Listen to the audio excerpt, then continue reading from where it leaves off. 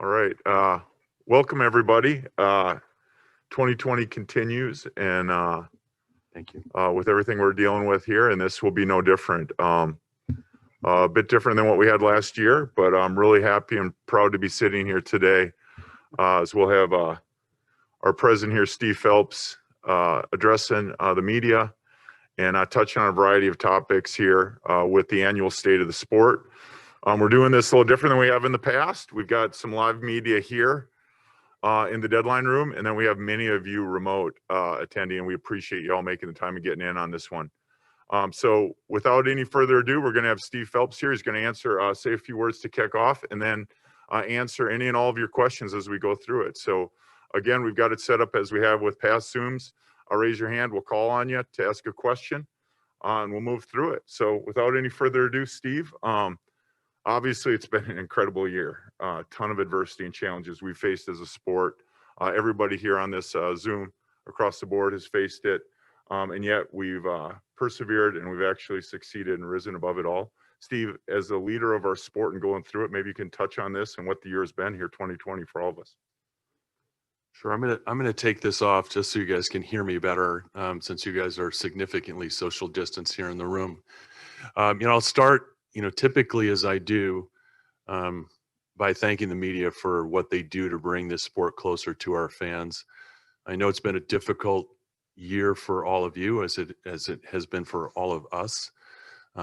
We ask you to respect, the bubble and do things remotely and virtually, and I know that's hard, but I'm really proud of the work that you guys have done in these difficult times. I think that the stories were great stories that were produced, very fair, and again, we can't do any of this without you. You do bring this closer to the fans, and we appreciate all you do. So thank you. I know it has been a hard year, but you guys have come through it incredibly well. So with that, I did want to turn it to Eric's question. The year's been, in short, I would say extraordinary, although I could probably use 15 or 20 other words to try to get to something that it's just unprecedented in the history of our country, in the history of sports, and certainly in the history of our sport. I would suggest that this is the single most difficult year that we've faced as a sport. But through it all, this industry, and I've said this before, I believe this industry does adversity better than any sport. And if you think about it, we're at a competitive disadvantage. We don't own ourselves. We're not franchised, right? We've got independent contractors who come to race as one. And what we have done during this global pandemic is, I think, really, it's just nothing short of remarkable. We can't do what we did as a sport without coming together. So I want to thank the race teams, the racetracks, both those that we own that are part of NASCAR, but importantly, the folks at Speedway Motorsports in Pocono, Dover, and Indianapolis.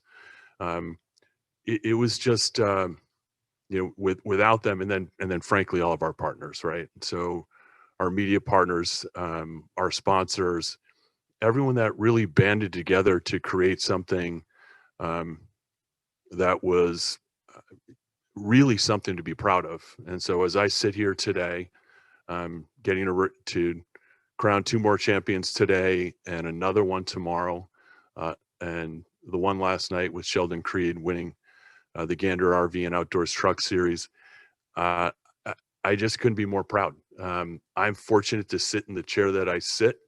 Jim France and Lisa Kennedy allow me to do this, and I've got a phenomenal team around me that really makes this sport go. But without that collaboration with our industry, it just wouldn't work. And particularly when you're facing something like we faced this year. So, I think the couple of highlights that I want to touch on that I'm particularly proud of. So when we shut down heading into Atlanta, we had no idea when we were to get back to racing. It was our goal and a stated goal that we were going to run all our races. And tomorrow, when we crown a champion in our Cup Series, we will have run all our races. And we did it through ways that, frankly, probably didn't think we could do, right? So a bunch of midweek races, 3 doubleheaders, no practice and qualifying. It's just things that were kind of significant, kind of in bedrock that we do, right? So you come to racetrack, you're here for 3 days, you practice, you qualify, and you're on your way, right? So for us to be the first sport back without fans initially on May 17th in Darlington, to the first sport back with fans, I think is an extraordinary achievement. So, and I'll leave you with this before I open it up to questions. When we were here the last time and we raced here on March 8th, we were focused on, hey, how's that short track package going to work, right? It was up in the air. We weren't sure. We thought it was going to be great. And by the way, it was. And then, 3-4 days later, the world, goes crazy, right? And we're just in a situation that was unthinkable. What I would say is that on March 8th, we were a sport that was coming back, right? Our ratings had stabilized last year. Our attendance was going in the correct direction, right? If you think about where we are as a sport today, I believe we're stronger as a sport today than we were pre-COVID. I believe that. And I think that the momentum that we've been able to gain has been nothing short of incredible. And I think the other word I want to use that I stole from one of the senior people at Comcast is that your sport is relevant. And it's not that it wasn't relevant before, but where you are today, you're in a significantly different place. And I believe that to be true. So with that, I'll open it up for questions. Great. Thanks, Steve. So again, a reminder for those here in the media center, if you have a question, raise your hand and go back to the microphone. We'll call on it. And for those on Zoom, again, please hand raiser, let us know, and then we'll call on you as we go through it. First question, Bob Pockris from Fox Sports. Bob, good to see you back in the media center. Yeah, good to be here. Bob Pockris, Fox Sports. Steve, how do you envision the Daytona 500 as far as people in the grandstands, people in the infield garage, and kind of the pomp and circumstance of the event?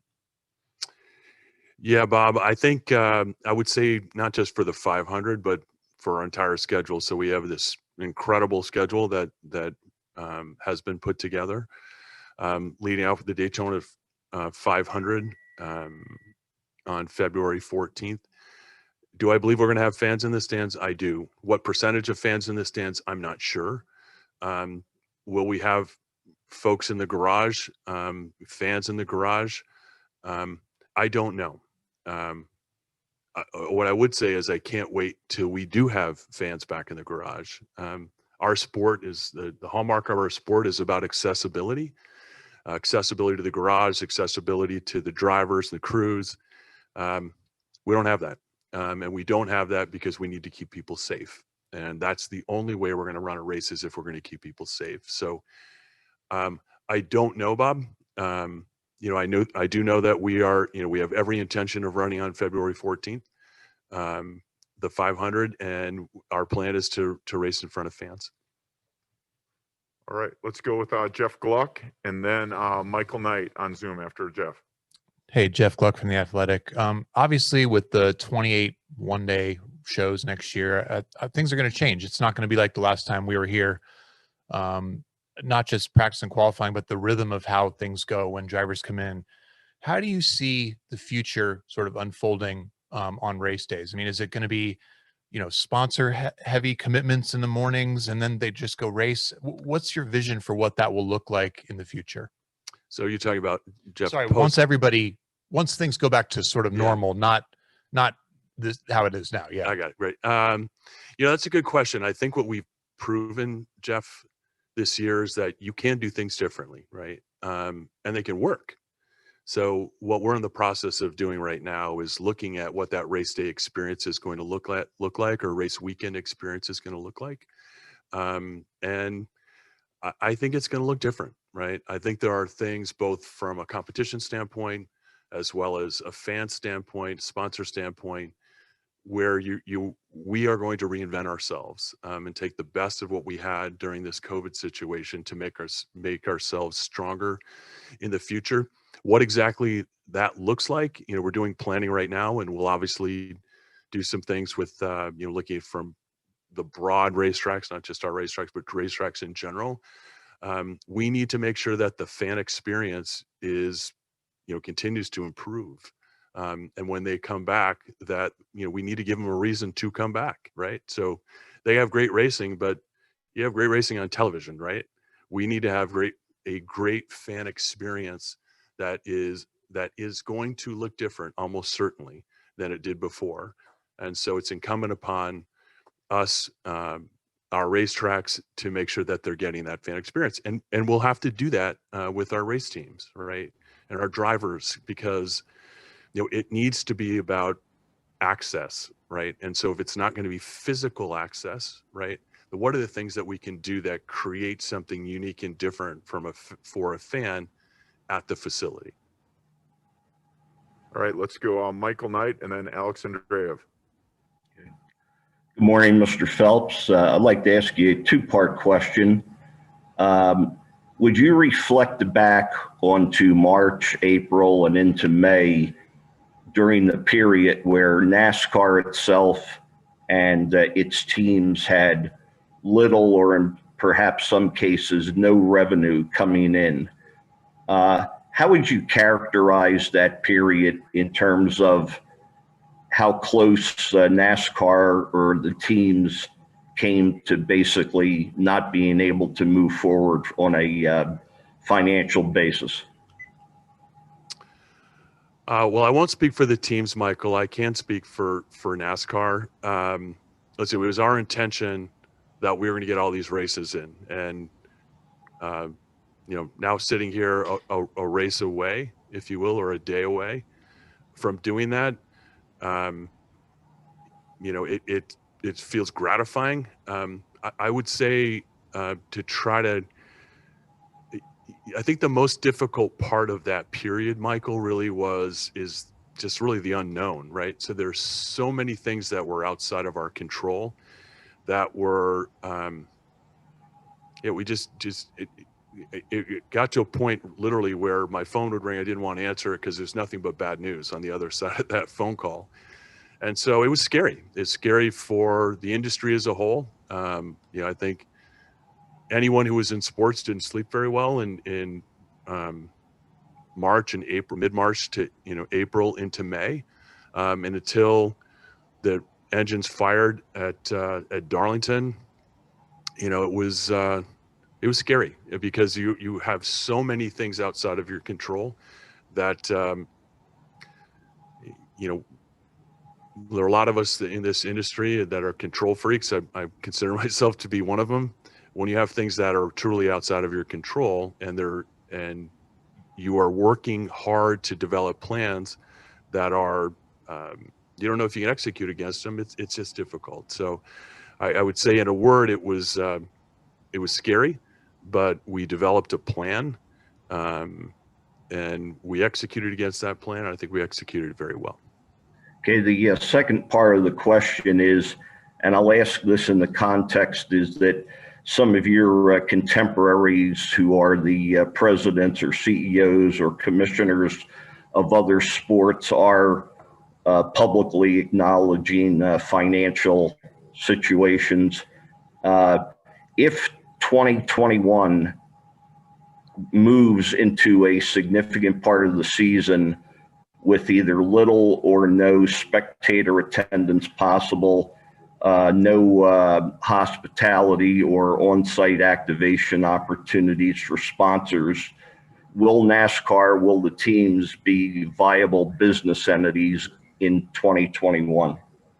Sure. I would say, Michael, will everyone's bottom line look more challenged? The answer is yes.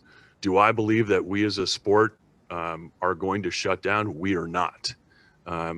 We are going to run races, and we can sustain this period where we have limited number of fans, limited amounts of hospitality. Is it where we want to be? Of course not. But are we financially viable to move forward? We are. Do I think the majority of our race teams are in the same position? I do. We have, if you look at where we are from a viewership standpoint, our viewership has been phenomenal, right? Particularly on a relative basis. In an absolute basis, I think so as well.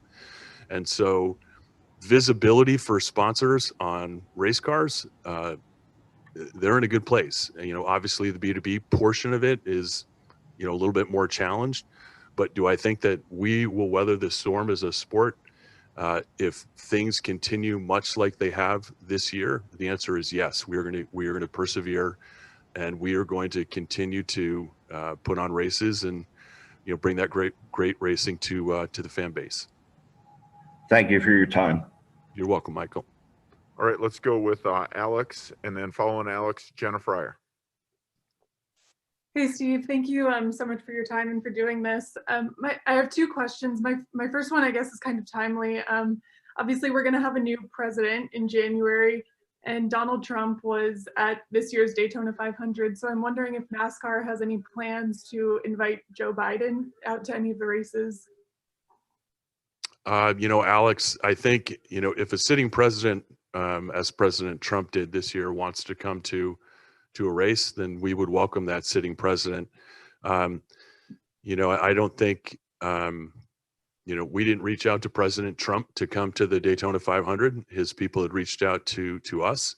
But again, I don't see us reaching out to a sitting president. But again, if a sitting president wants to come to a racetrack, we would certainly welcome the sitting president. Thank you. And then my following question is about, there's obviously a lot of interest in Cup team ownership. And I'm curious if NASCAR is considering expanding the number of charters available. So we are not considering expanding the number of charters, Alex. It's the way the charter system works. We have the ability to expand if there's a new OEM. Without that, we do not. That's a contract that we have with our teams. So there'd be no expansion of our charters. Thank you. All right, let's go with Jenna Fryer and then Nate Ryan. Hey, Steve. Last week, the 20 car didn't pass the 11 for whatever reason. NASCAR found nothing wrong with that. Fans are upset about the 100% rule and questioning if it was in play. Does the rule need to be addressed or rewritten in any way to avoid scenarios that leave interpretation open, such as last week? Yeah, I think, I know that Scott Miller had addressed that earlier in the week. Whether the rule needs to be looked at, I think we have shown, Jenna, repeatedly, if there's a better way to do something, we'll do it. Whether that's a rule change or, some other competition change to, a rules package or whatever that might be. I personally don't think that the rule needs to be changed, but, we will certainly, again, as we do with everything, if there's a better way to do it, we'll find it and we'll do it. Also, in Kevin Harvick not advancing to the finale, did the system work sort of the way it's supposed to work? You know what? Listen, Kevin had an extraordinary season by any measure, right? With 9 wins. I would say he and Rodney, that team, they fought like champions and they came up just short. I would say the drama that was developed at the end of that race was extraordinary.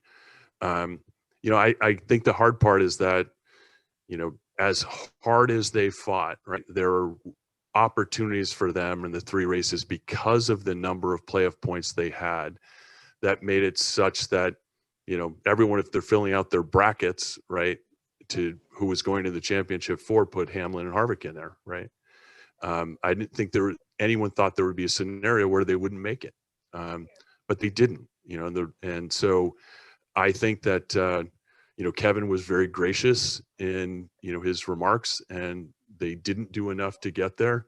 But, you know, being 2 laps down and then 1 lap down, then getting back on the lead lap with a car that was not where they would be, it's hard to say they didn't perform, right? Because they did everything they could in order to try to advance. And, you know, I, for one, as a fan, was super proud of what Kevin did and Rodney and the whole team did to try to advance. But I think the system, you know, how the playoff system worked in those 3 incredible cutoff races, particularly the race in Martinsville, gave fans what they wanted, which was intense drama, and really this just amazing competition.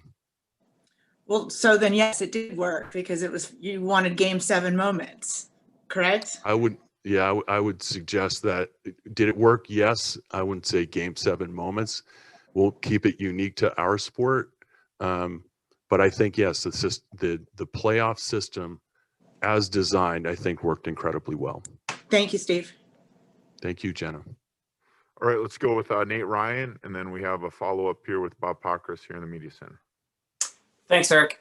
Steve, I have a question and a follow-up. I think the last time you spoke to us in September, you said at that point that you didn't see any way that garage access would expand until there was a vaccine available for COVID-19. So I'm wondering, going into 2021, where does NASCAR stand on that? Do you still see that as the only way forward to expanding garage access greatly? Is NASCAR looking at any rapid COVID-19 testing policy changes there? Are you looking at maybe doing COVID-19 testing across the board, perhaps in the future, regardless?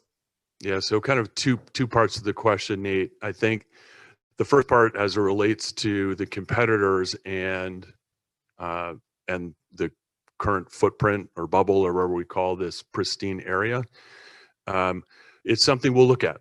I would suggest that our sport did as well or better than other sports did with respect to how our protocols worked with our competitors, and a significant number of competitors that we have, not just our drivers, but our crews, our officials, the safety workers. Been proud of how that works. But, you know, John Bobo and his team are always looking to see if there are ways to create a better, safer environment. And that was the goal all along, Nate, as you know, which is to make sure that our competitors felt safe in this environment, which then gets to the second part of your question. When we talked in September, I did say that until a vaccine was developed, widely distributed, that was effective, that we wouldn't have people in there.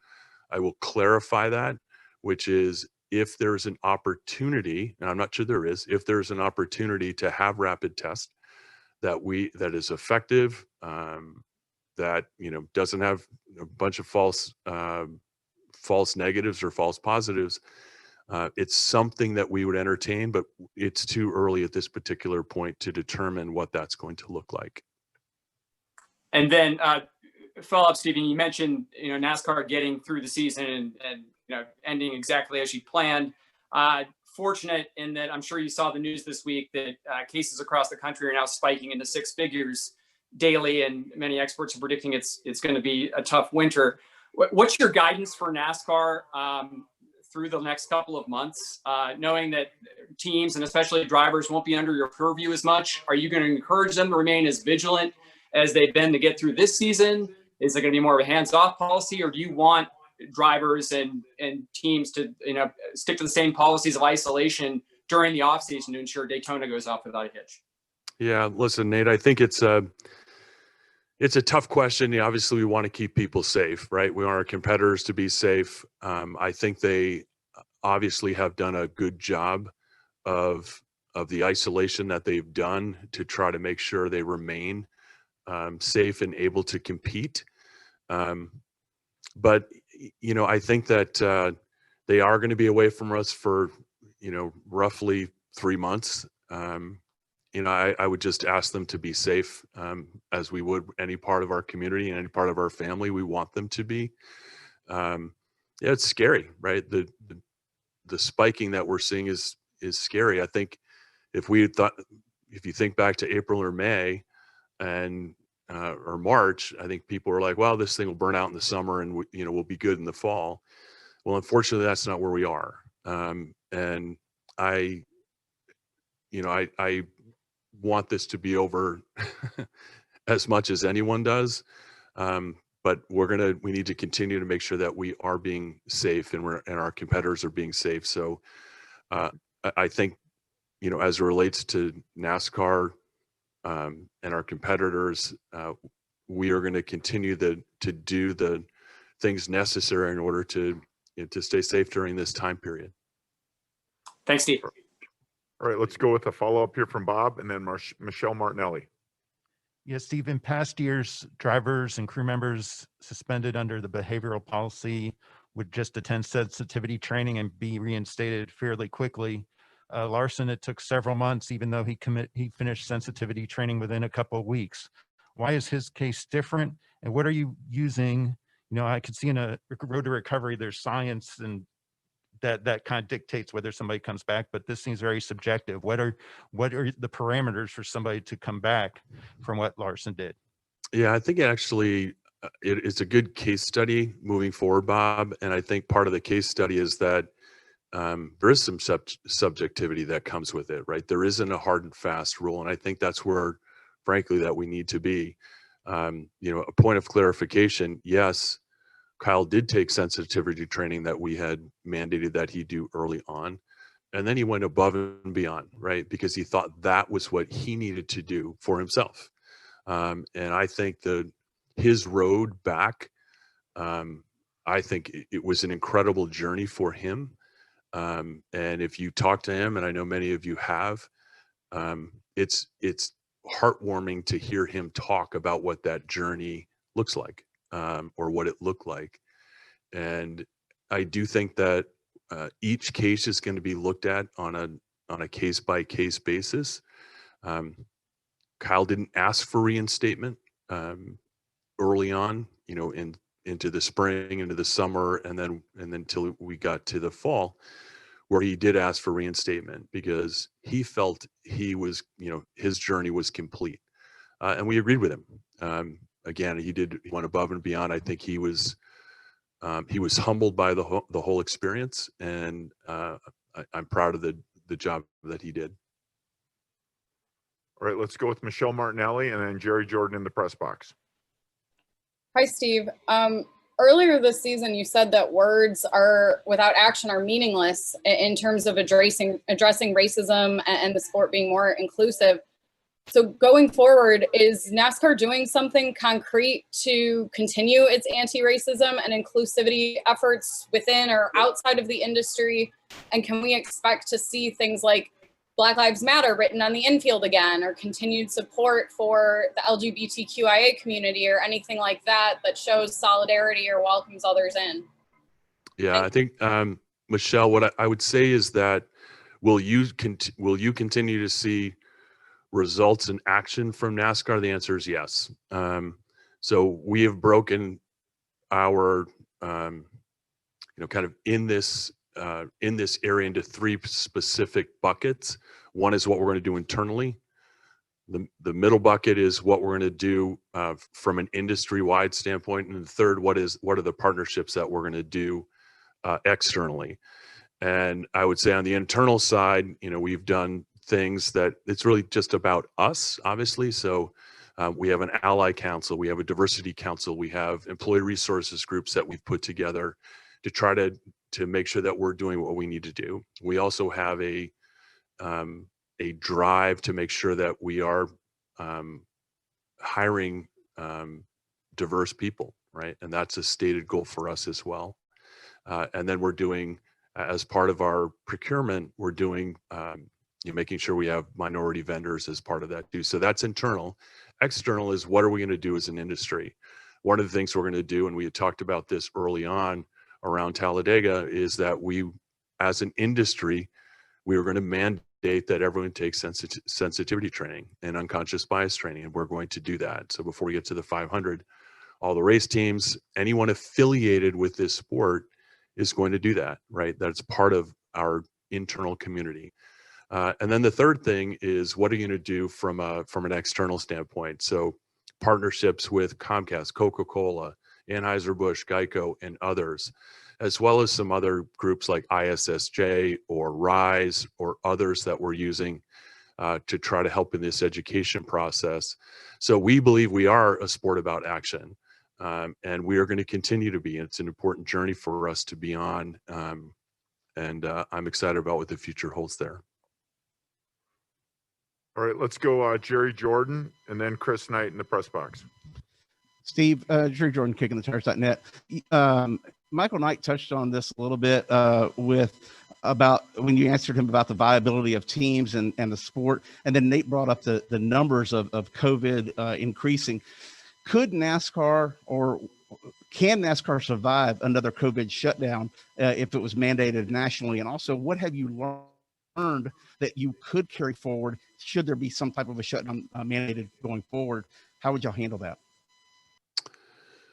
Well, I think the tough part, Jerry, is it goes back to what I said kind of initially in my opening, which is there are things outside of our control. Will we scenario plan for all of those things that we can identify? The answer is yes, we are going to. And I think that we showed this year as a sport that we did as good or a better job than any sport did, frankly, getting back early and often. I believe as of tomorrow, we will be the only sport that finished a full season. The NFL is obviously in the midst of theirs.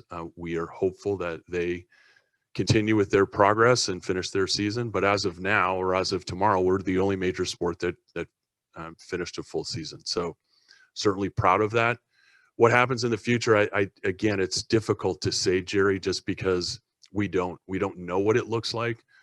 Don't know whether it's going to be, federal, local. As of now, we're going to go to Daytona and run the Daytona 500 on February 14th, and then we're going to adjust as needed based on what things are thrown at us.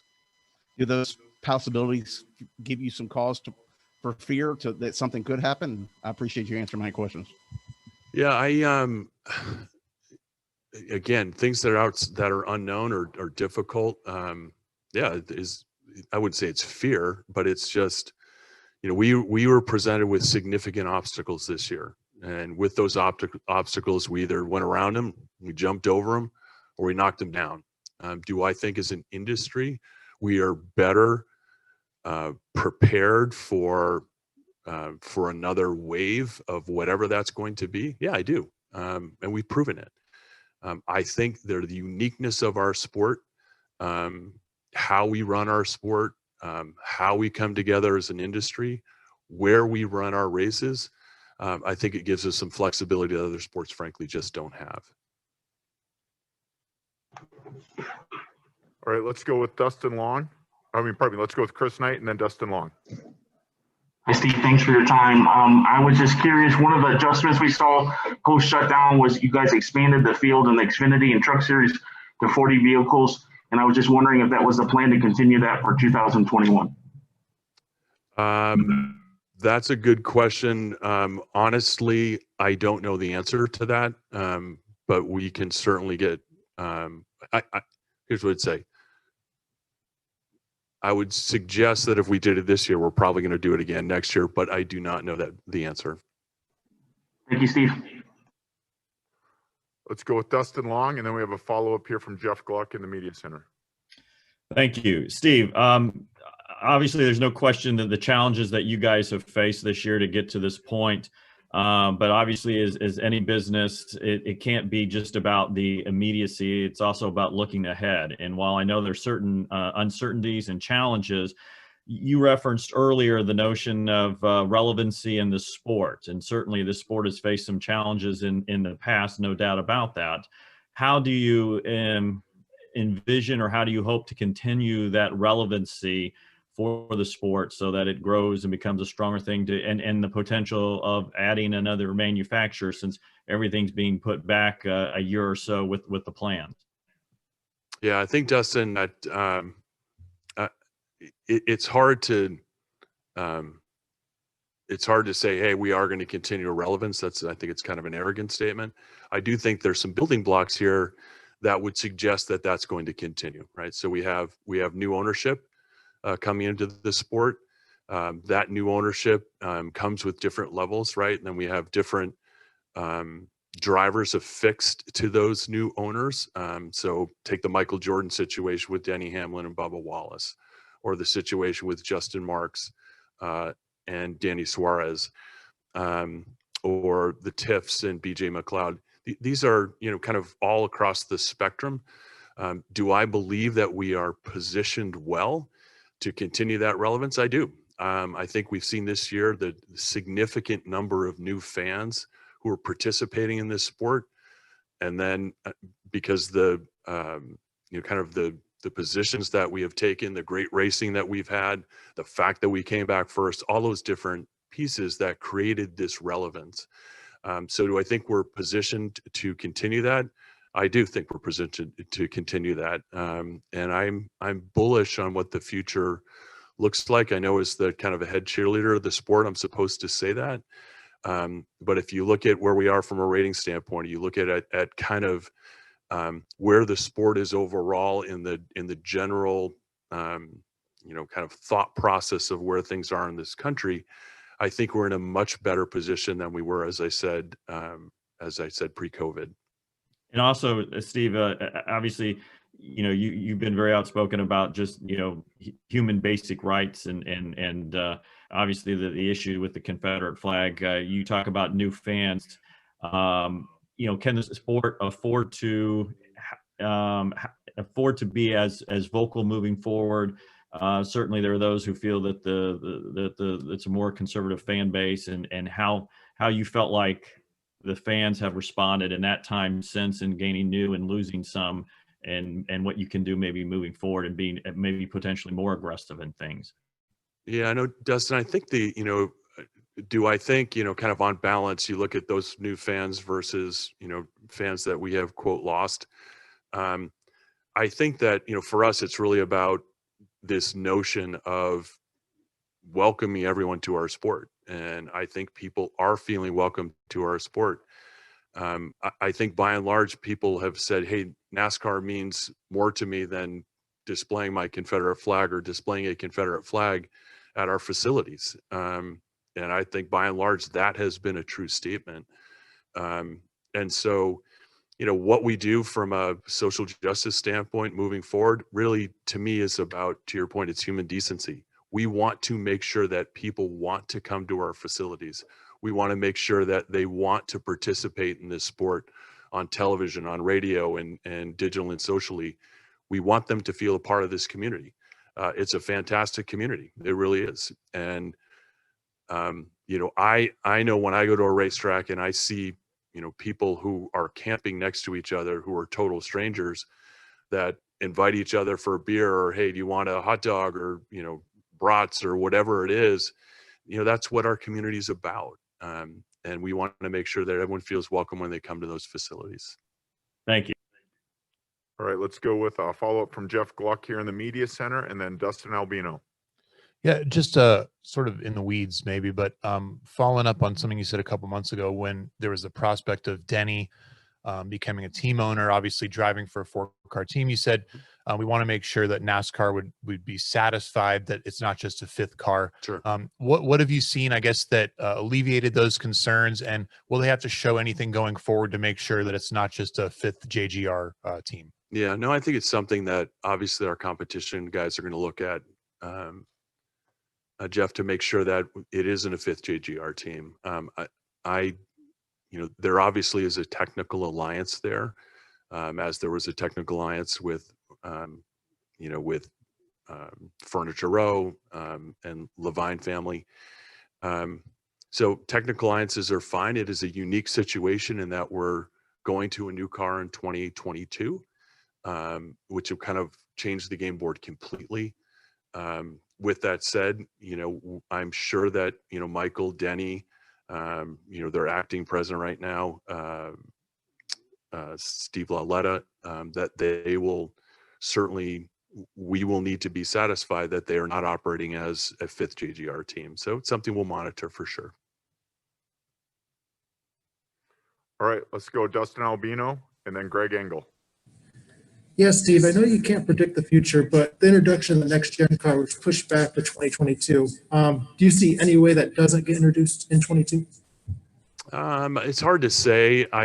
We are on schedule. John Probst and his team have done a great job working with our OEMs, working with the teams to get us to a place where, we feel confident where things are. I just think that the hard part is, we were confident that we were going to introduce it in 2021.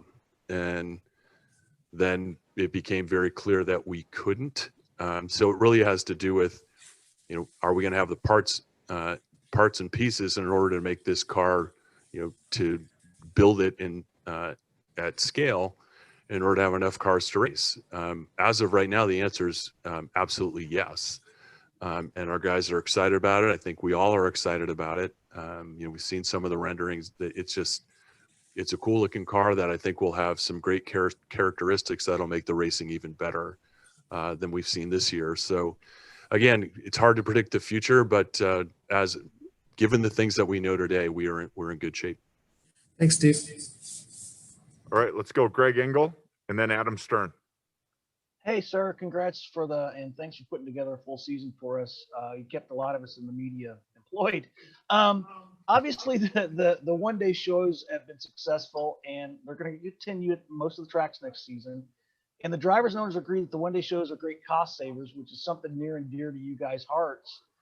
Were the one-day shows something that was discussed long before the pandemic, or did they come about as a result of the plan to get back to racing and simply as a happy accident that has proven to keep costs down? Yeah, I would say whatever mad scientist would come up with a one-day show would have been shot down pretty quickly. So it really is from the pandemic, and it really was the industry coming together and say, can you do it, right?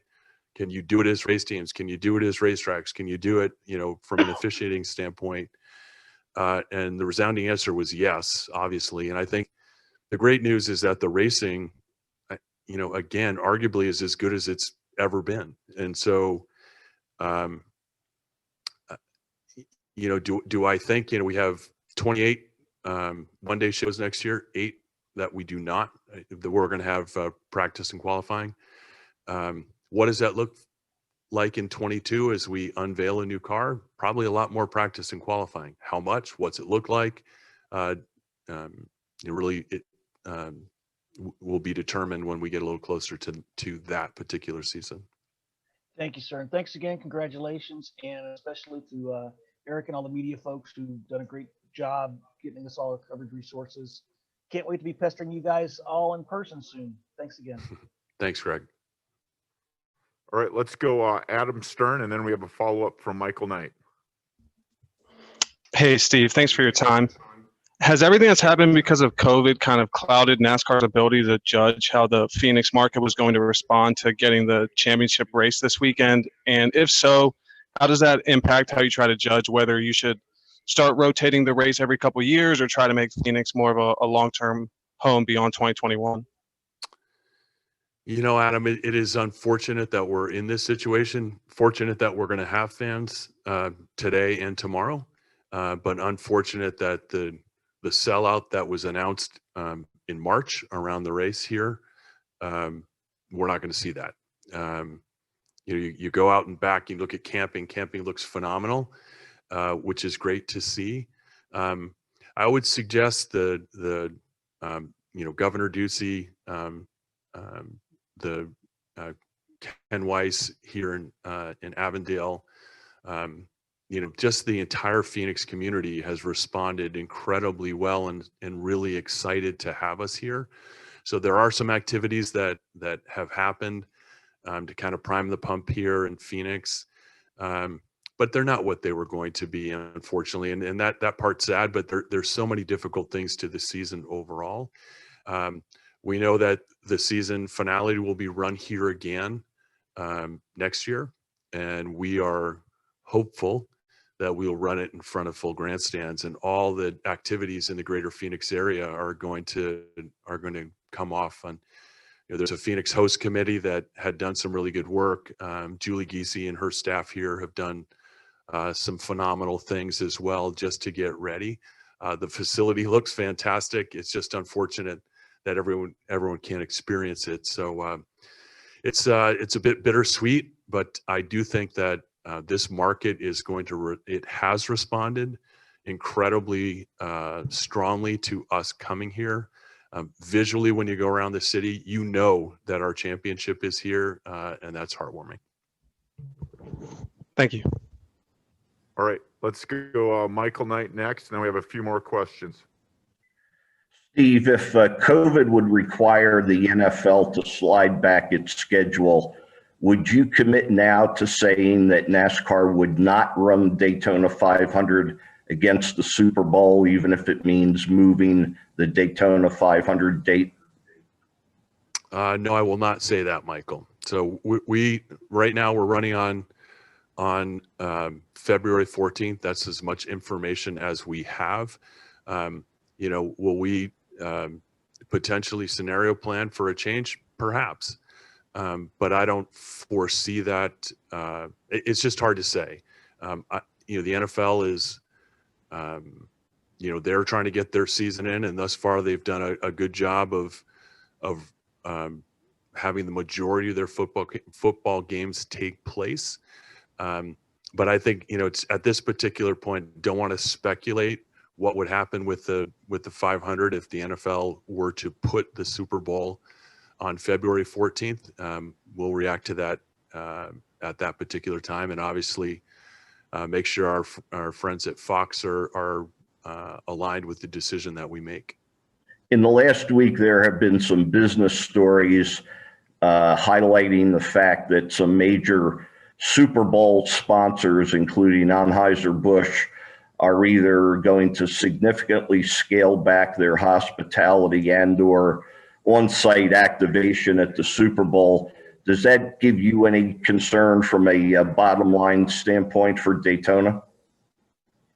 Well, I think that what I would say, Michael, is, if we continue the way we're continuing, then, our bottom line is going to be less for sure.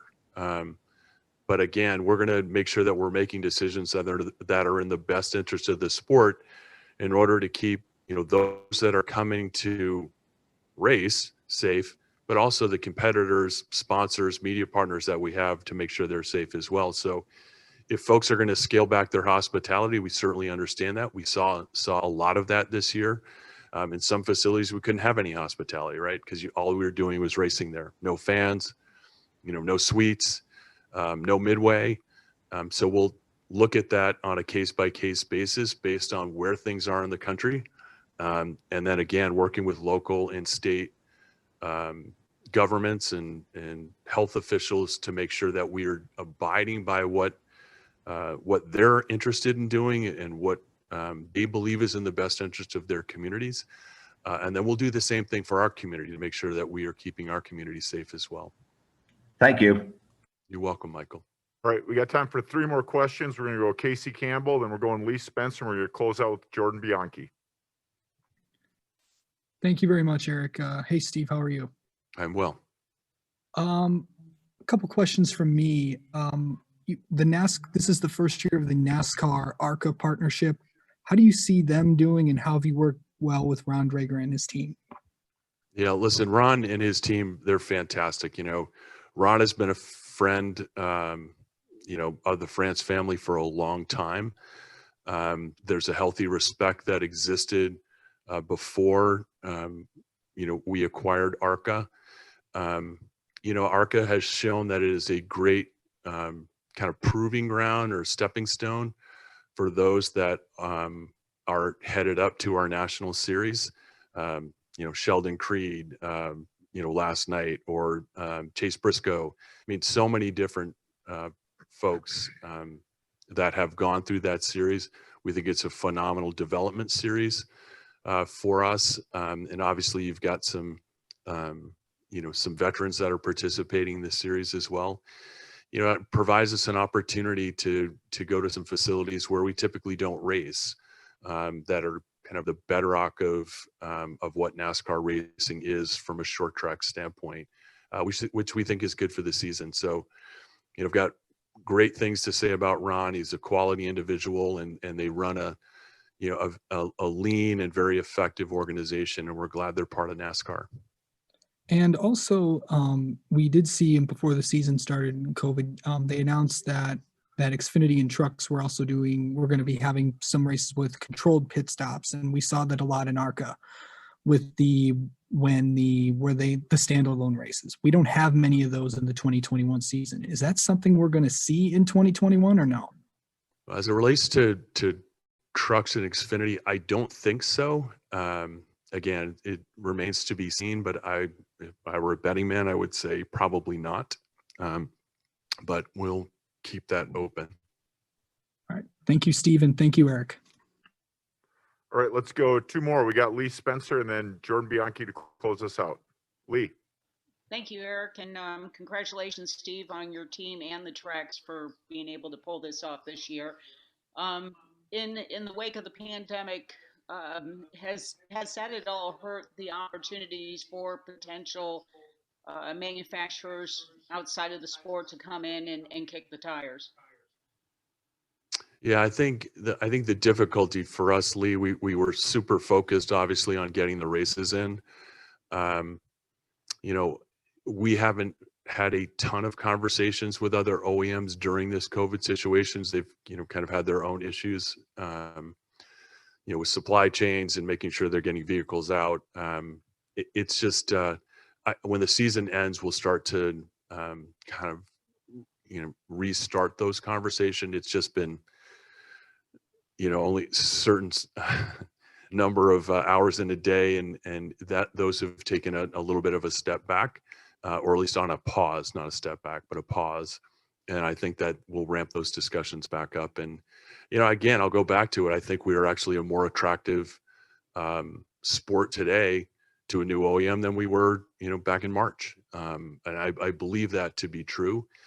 It's not that we were not an attractive sport for them to make investments in our sport, but I think now more than ever. And if someone did come in, would there be a potential to expand the charter system? Because I mean, it'd be really tough to figure out where a new manufacturer who wanted to have a, you know, start out on an equal playing field, where that security would come in ensuring that they're in the field every week. Yeah, you know, I don't know, Lee, the answer to that. We have the opportunity to do that. Again, someone coming in wouldn't come in, I would suggest probably 2023 at the earliest. I think the world's just going to look a lot different at NASCAR once you get to this kind of the next gen car, and just the dynamics are going to change so significantly. If we deem that it would be in the best interest of the sport to add an additional charter or two to try to help jumpstart a new OEM, that's something we'd consider. Appreciate your time. Good luck this weekend. Thank you, Lee. All right, last question. Jordan Bianchi, brings home.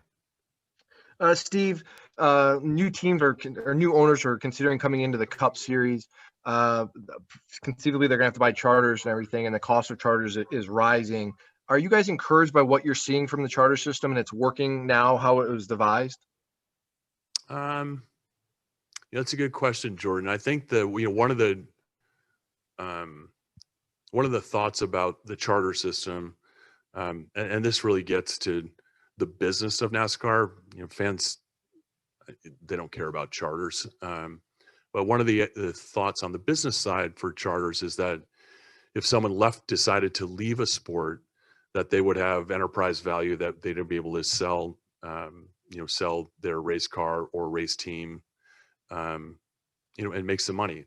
And I think that's something that is happening in this system. It's not the only reason why the charter system exists. I think there are things about the charter system that work quite well, and there are others that I think we could probably improve on moving forward. It's something that we're not faced with at this particular time. The charters go through 2024. So again, I think it's working. I think it's working well in some cases, and again, as I said, in other cases, I think there are some things that we would look to change moving forward. Great. Steve, thank you for the time today. We really appreciate it. To our media, thank you again for incredible coverage this year as we've gone through an extraordinary season. You guys have continued to deliver for our fans, and we thank you all for that. Look forward to crowning a couple champions, and we got a big one tomorrow as well. All right. Thank you all. Thanks, guys. Appreciate it. Thanks, Steve. Thanks, Eric.